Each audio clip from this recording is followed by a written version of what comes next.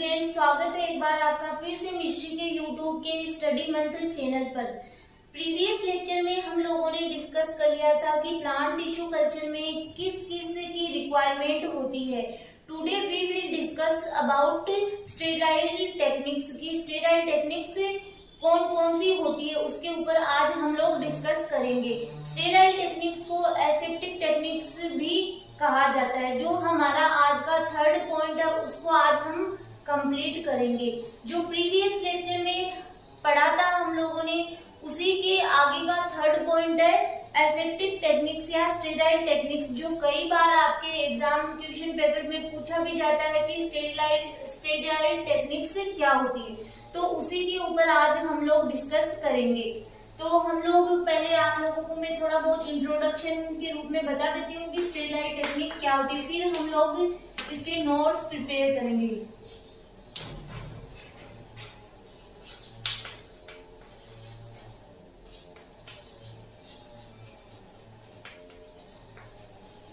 Sterilisation techniques क्या क्या होती है, तो जैसे मैंने कल आप लोगों को बताया था थोड़ा बहुत इसके बारे में कि स्टेरिलाइजेशन मतलब है कि जो हम लोग प्लांट टिश्यू कल्चर में किसी प्लांट टिश्यू को कल्चर करवा रहे हैं, किसी प्लांट के किसी भी पार्ट को कल्चर करवा रहे हैं, उस प्लांट टिश्यू को माइक्रोब्स से फ्री करना, फ्री फ्रॉम माइक्रोब्स, वो ही होता है स्टेरिलाइजेशन टेक्निक्स।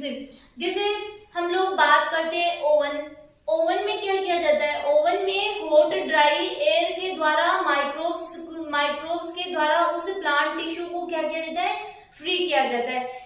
ओवन है, ऑटोक्लेव है, ये बहुत सारी मशीन्स है जो प्लांट टिश्यू कल्चर लेबोरेटरी में यूज में ली जाती है, जिनके द्वारा हम हमारे कल्चर को क्या करते हैं, सेफ रखते हैं, ताकि कोई भी माइक्रोब्स है वो हमारे कल्चर मीडिया को नुकसान नहीं पहुंचाए। उसी के ऊपर हम लोग डिस्कस करेंगे कि उसमें कौन कौन सी टेक्निक काम में आती है।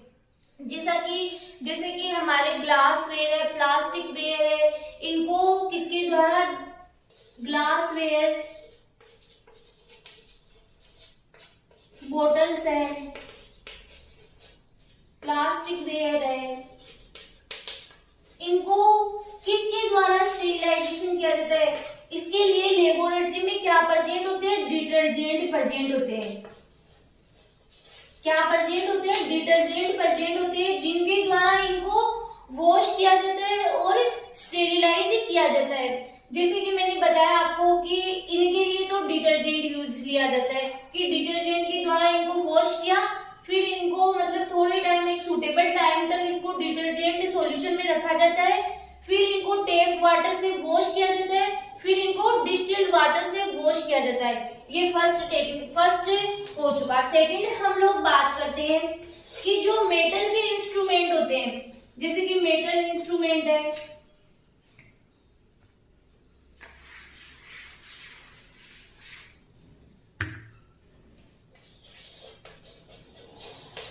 मेटल इंस्ट्रूमेंट, इनको हम लोग किस प्रकार से स्टेरिलाइज करेंगे। इनके लिए जैसे मैंने बताया कि हॉट एयर ओवन का यूज में लिया जाता है, जिसमें कि 160 to 180 डिग्री हॉट एयर के द्वारा इनको स्टेरिलाइज किया जाता है। फिर हम लोग बात करते हैं, इसी में ये हो गया इसका फर्स्ट की मेटल इंस्ट्रूमेंट है। सेकंड हम लोग बात करते हैं ऑटोक्लेव। ऑटोक्लेव में भी क्या होता है कि जो स्टीम होती है उसके द्वारा माइक्रोब्स को नष्ट किया जाता है। जैसे हम लोग बात करें कि जो कल्चर मीडिया है ऑटोक्लेविंग, उसमें क्या किया जाता है, जो कल्चर मीडिया है, कल्चर मीडिया को ऑटोक्लेविंग के द्वारा क्या किया जाता है, माइक्रोब्स से फ्री किया जाता है। लेकिन हम लोग बात करें अगर ऑर्गेनिक कंपाउंड, जैसे कि विटामिन है, एमिनो एसिड है, क्या उनको भी ऑटोक्लेविंग के द्वारा स्टेरिलाइज किया जा सकता है, क्या नहीं किया जा सकता।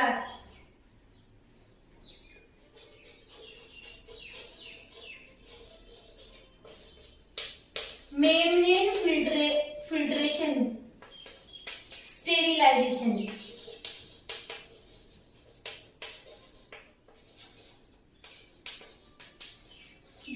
एमिनो एसिड होते हैं, विटामिन होते हैं, ऑर्गेनिक मटेरियल होता है, उनको इस प्रोसेस के द्वारा क्या किया जाता है, स्टेरिलाइज किया जाता है, मेम्ब्रेन फिल्ट्रेशन स्टेरिलाइजेशन किया जाता है, जिसके अंदर 0.22 म्यू माइक्रोन की एक क्या होती है, मेम्ब्रेन होती है, जिसके द्वारा फिल्टर किया जाता है। क्योंकि अगर जो ऑर्गेनिक कंपाउंड होते हैं, ऑर्गेनिक कंपाउंड या ऑर्गेनिक मटेरियल होते हैं, अगर उनको हम लोग ऑटोक्लेविंग के द्वारा स्टेरिलाइज करेंगे तो वो क्या हो जाएंगे, ऑटोक्लेविंग मतलब इतने हाई प्रेशर पर क्या हो जाएंगे, डिग्रेड हो जाएंगे, नष्ट हो जाएंगे। इसीलिए इन सबको जो एमिनो एसिड विटामिन होते हैं उनको क्या कहते हैं, मेम्ब्रेन फिल्ट्रेशन के द्वारा फिल्टर किया जाता है। आगे है एक आपकी फ्लेम स्टेरिलाइजेशन। फ्लेम स्टेरिलाइजेशन, देखो फ्लेम स्टेरिलाइजेशन में किन मतलब कौन कौन से जो अपरेटस है या इंस्ट्रूमेंट है, इक्विपमेंट है, जिनको हम लोग फ्लेम स्टेरिलाइजेशन के द्वारा स्टेरिलाइज करते हैं। जैसे आपकी लेबोरेटरी में प्रेजेंट होती है नीडल्स, स्पेचुला, स्केपल, इन सबको किसके द्वारा, फ्लेम स्टेरिलाइजेशन के द्वारा स्टेरिलाइज किया जाता है। तो अब जो मैंने आपको बताया इसी को हम लोग हमारे नोट्स के थ्रू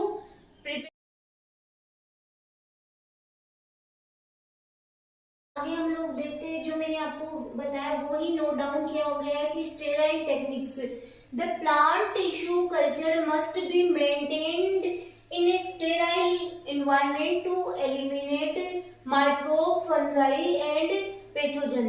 कि प्लांट टिश्यू कल्चर को मतलब बहुत ज्यादा नेसेसरी होता है माइक्रोब्स से फ्री करना, तो उसके लिए क्या टेक्निक काम में ली जाती है, स्टेरिलाइजेशन टेक्निक काम में ली जा सकती है। इसी को बोलते हैं एसेप्टिक टेक्निक। तो जो हमने दो पॉइंट नोट डाउन कर लिए थे, उसके आगे ये थर्ड पॉइंट है स्टेराइल टेक्निक्स। आगे है द मटेरियल, कौन कौन से मटेरियल्स है जिनको की स्टेराइल टेक्निक्स के द्वारा माइक्रोब्स फ्री करना होता है। वेजल्स है, इंस्ट्रूमेंट्स है, कौन से जो कि हम प्लांट टिश्यू कल्चर में काम में ले रहे हैं, उन वेजल्स को, इंस्ट्रूमेंट्स को, मीडियम को, प्लांट मटेरियल को etc used in culture work must be free from microbes। मतलब जो भी हम मटेरियल काम में ले रहे प्लांट टिश्यू कल्चर में, उन सबको माइक्रोब से फ्री करना बहुत नेसेसरी होता है, आवश्यक होता है। तो आगे है this is achieved by one of the following approaches. मतलब कि ये मतलब किस प्रकार से उनको कौन सी टेक्निक है जिनके द्वारा हम लोग प्लांट टिश्यू कल्चर को माइक्रोब से फ्री कर सकते हैं। तो वो टेक्निक दे रखी है यहाँ पे कुछ आपके। फर्स्ट है glassware and plasticware washing. मतलब जो भी हम यूज में ले रहे प्लांट टिश्यू कल्चर में ग्लास है, बॉटल्स है, उनको किस प्रकार से स्टेरिलाइज किया जाता है। Detergents specially designed for washing laboratory glassware and plasticware are available. मतलब कि जो डिटर्जेंट होते हैं वो अवेलेबल होते हैं लेबोरेटरी में, जिनके द्वारा हम लोग ग्लास वेयर और प्लास्टिक वेयर का, जो प्लास्टिक का सामान होता है, ग्लास बॉटल्स वगैरह होते हैं, उनको साफ किया जाता है।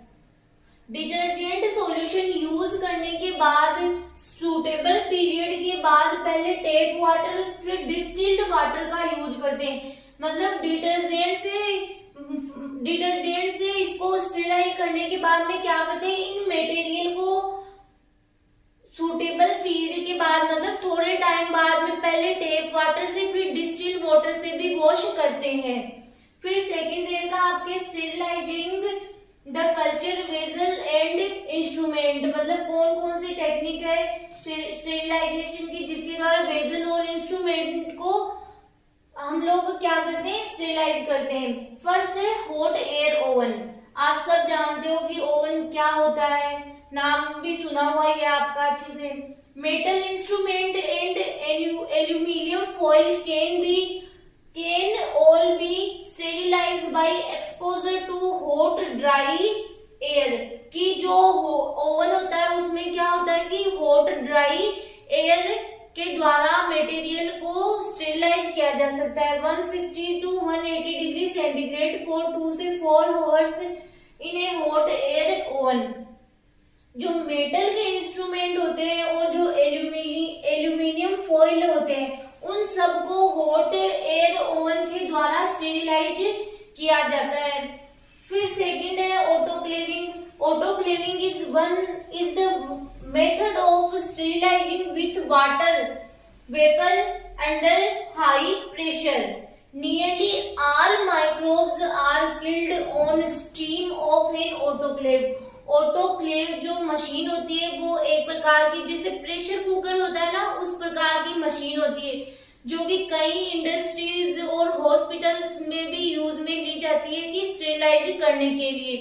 तो वो ही यहाँ पे प्लांट टिश्यू कल्चर में भी यूज में ली जाती है ताकि जो मतलब कोई मटेरियल हो उनको अगर उनके ऊपर कोई भी माइक्रोब्स प्रेजेंट हो तो वो स्टीम के द्वारा नष्ट हो जाते हैं। तो यही आपके लिखा हुआ है। स्टेरिलाइजेशन क्या होता है? फ्लेम स्टेरिलाइजेशन में scalpels, needles, spatula are normally sterilized by dipping in 70% ethanol followed by flaming and cooling। जो बायोलॉजी के स्टूडेंट है उन सबको पता है कि स्केपल्स क्या होता है, नीडल्स क्या होती है, स्पैचुला क्या होती है, तो इनको बताने की आपको आवश्यकता है नहीं कि इनको क्या किया जाता है 75% इथेनॉल के द्वारा क्या किया जाता है, फ्लेमिंग और कूलिंग किया जाता है। मतलब इस टेक्निक को ही क्या कहा जाता है, फ्लेम स्टेरिलाइजेशन कहा जाता है। फिर स्टेरिलाइजेशन ऑफ कल्चर मीडिया। अब कल्चर मीडिया को स्टेरिलाइजेशन करने के 2 मेथड होते हैं, वो हम देखते हैं आगे। 2 methods are commonly used to sterilize culture media. तो फर्स्ट है आपकी autoclaving. Culture media distilled water and other heat stable mixture को ऑटोक्लेव के द्वारा स्टेरिलाइज किया जाता है। मतलब जो भी हीट स्टेरिलाइज मिक्सचर होते हैं उनको ऑटोक्लेव के द्वारा ही स्टेरिलाइज किया जाता है। कि आगे द मीडियम इज ऑटोक्लेव्ड। इस मीडियम को मतलब किस प्रकार से ऑटोक्लेव किया जाता है, steam heating under pressure at 121 degree centigrade for 15 to 40 minute from the time. इस टाइम तक क्या किया जाता है, इसको इन सबको ऑटोक्लेविंग मशीन में ऑटोक्लेव किया जाता है। कि इसमें क्या होता है कि जो जिसको क्या बोलते हैं भाप, स्टीम यानी भाप, तो भाप प्रोवाइड की जाती है जिसके द्वारा जो माइक्रोब्स होते हैं वो नष्ट हो जाते हैं। प्रेशर कुकर के जैसी ही मशीन होती है autoclaving.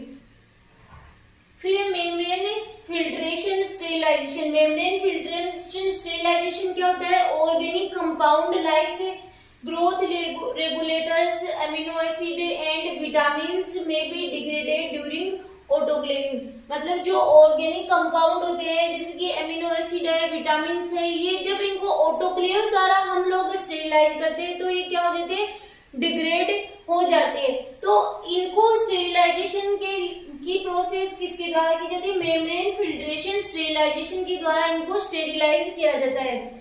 These compound require filter sterilization। मतलब इनको क्या किया जाता है, फिल्टर स्टेरिलाइजेशन के द्वारा स्टेरिलाइज किया जाता है through a 0.22 mu micron membrane के द्वारा इनको स्टेरिलाइज किया जाता है।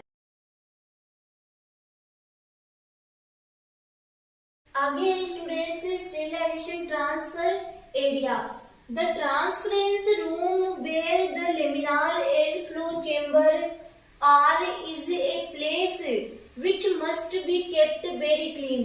कि ट्रांसफरेंस रूम मतलब जहाँ पे लेमिनार एयर फ्लो प्लेस्ड किया हुआ मतलब रखा गया हो, वो एरिया भी बहुत अच्छे से क्लीन होना चाहिए। In this area, great care must be taken in the laminar airflow chamber। मतलब जो ये एरिया होता है जहाँ पे लेमिनार एयर फ्लो रखा हुआ रहता है, वो एरिया होता है, great care must be taken, उसकी बहुत ज्यादा केयर की आवश्यकता होती है। The internal walls must be cleaned with alcohol, जो इंटरनल वॉल्स होती है वो किसके साथ में, एल्कोहल के साथ में क्लीन होनी चाहिए, मतलब एल्कोहल के द्वारा क्लीन की जाती है। During propagation hands and table surface will be continuously cleaned, मतलब प्रोपागेशन के दौरान, मतलब प्रोपागेशन मतलब जब हम लोग प्लांट टिश्यू कल्चर करवा रहे उस टाइम हमारे हैंड्स और जो टेबल सरफेस होती है वो भी बार बार में हम लोगों को क्लीन करना चाहिए। स्टेरिलाइजिंग कल्चर रूम, अब कल्चर रूम है वो किसके द्वारा स्टेरिलाइजिंग किया जाता है, culture room and doors and walls must be cleaned with A fungicide solution, जो कल्चर रूम है, डोर्स है, कल्चर रूम की डोर और रूम है उसको फंगिसाइड सॉल्यूशन से क्लीन करना चाहिए, ताकि कोई भी माइक्रोब्स है वो टिश्यू कल्चर में एंट्री ना करे और हमारा जो जिस प्लांट के पार्ट को हम कल्चर करवा रहे हैं वो सेफ रहे, उसमें किसी भी प्रकार का कोई भी माइक्रोब्स जाके उसको कोई भी हानि ना पहुंचाए, तो आपके स्टेरिलाइजेशन टेक्निक भी कंप्लीट होती है।